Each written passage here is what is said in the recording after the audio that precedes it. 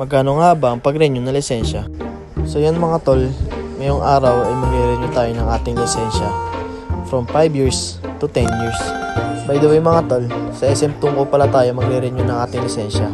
Titignan natin mga tol kung magkano ba talaga magagastos sa pag-renew ng lisensya. Bago yan, syempre, gagayak muna tayo. Konting papugi, konting ayos, at ayan, pugi na ulit. Siyempre, magbumotor nga pala tayo ngayong araw kaya hindi pwedeng maiwan tong helmet natin para iwasuli na rin tayo. At ayun na mga tol, ready to go na kami.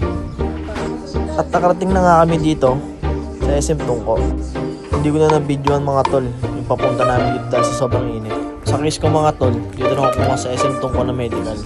Bala yung nagastos ko pala is 1190. 600 para sa medical at 590 naman para sa lisensya. After ko magbayad ay bumalik